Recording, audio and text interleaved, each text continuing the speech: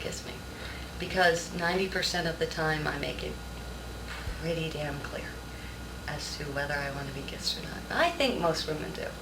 I think most women make it really clear. But if they don't, there are usually, I don't know, there are opportunities. There are always opportunities, and just take them. And very seldom, well, I like to kiss, so I won't be offended most of the time. But what makes a good kisser? Someone who doesn't ask, and uh, you put yourself into it. Um, you respond to the other person. Uh, I like someone who uses their tongue. That's my thing. Not everybody is like that. If you just like kissing and put your mind into it and react to the other person, I think that makes good kissing. Cheek. I'll go really slow. That's nice. That's close.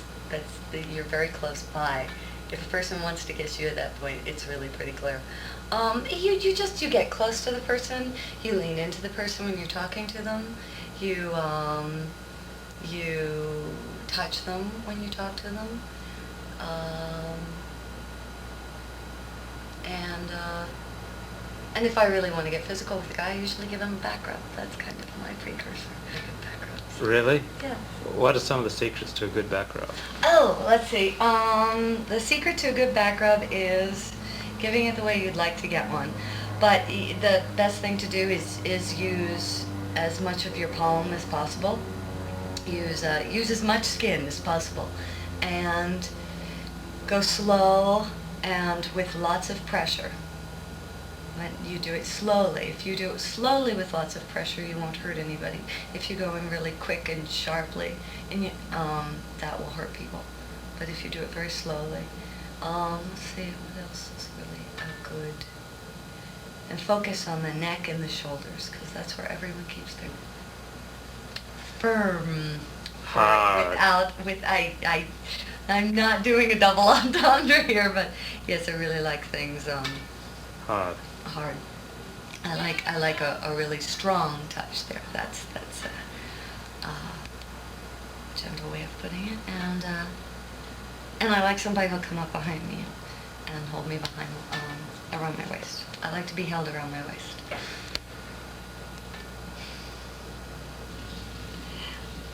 I like, let's see.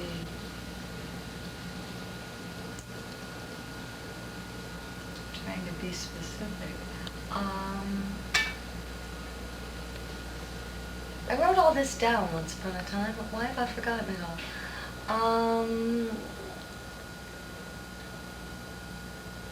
Mainly someone you can talk to, and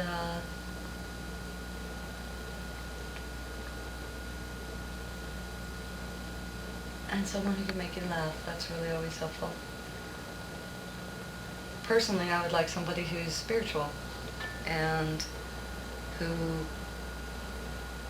is kind and believes in people and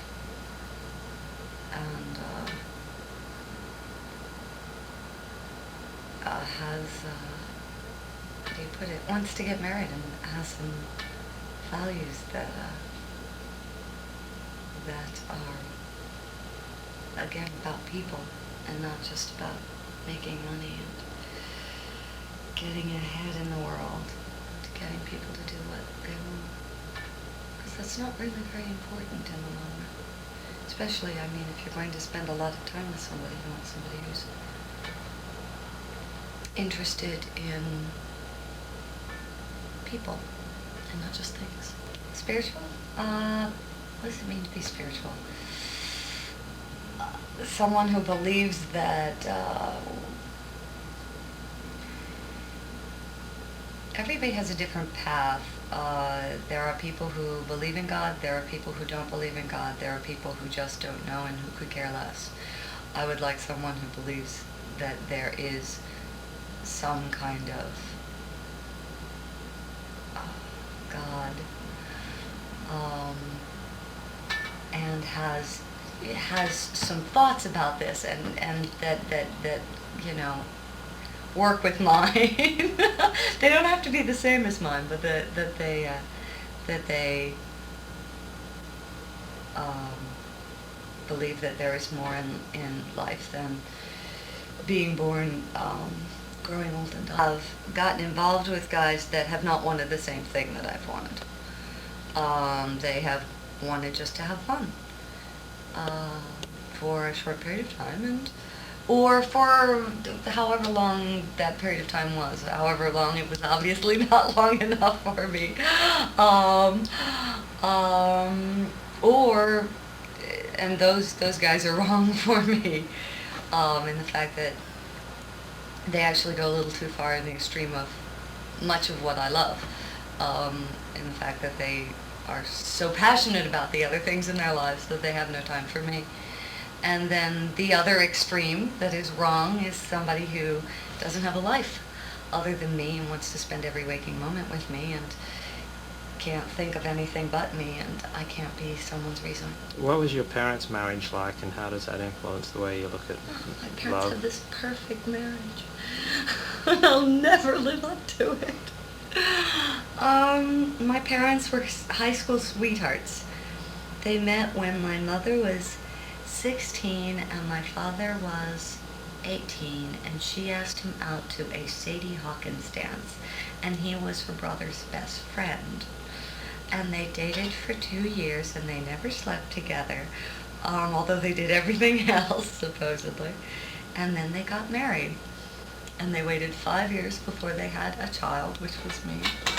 And they still love each other, and they still sleep together all the time. And they have grown and changed, and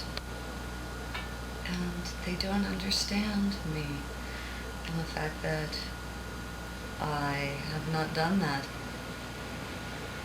That's because you pursue your career. Exactly.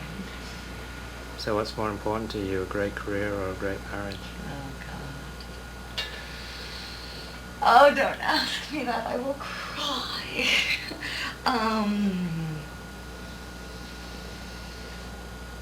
I would say that right now it's probably a career, and I hope that at some point it will flip, and I will want a marriage more, or I will be able to put a marriage alongside. I figure that's probably what I'll end up doing, is I'll end up finding somebody who can work with my life and I can work with theirs, and we'll do both. That's the hope. I don't know if it's possible, but that's the hope. Dreamed that I was going to marry a guy named Paul, and he was going to be a Leo. This was a big thing for me. Don't ask me why. What's your sign? I'm an Aries, and I would meet him in a bar, of all things, which I would never be open to. I would never be open to meeting a guy in a bar. But in this romantic fantasy, I'm sitting there waiting, and he comes up, and he's got brown hair, and it falls in his eyes a little bit, and he wears glasses, and he's got blue eyes, and he's got this great smile, and he asks me, am I waiting for someone? And I say, yes, I am, but I've been stood up, or something like that. And he sits down and he tells me about his life, and we sit and we chat, and that is the beginning of a great relationship. And then Ellen, I have a dream that I'm going to go to England to visit a very dear friend of mine, and that in England I'm going to fall in love with some guy and stay there. To give men how they can be more successful with women.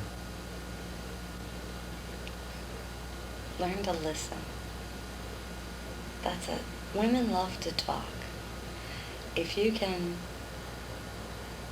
listen and talk really sincerely and honestly to women, most women will really respond to that, because women really love to talk. They're very verbal creatures. And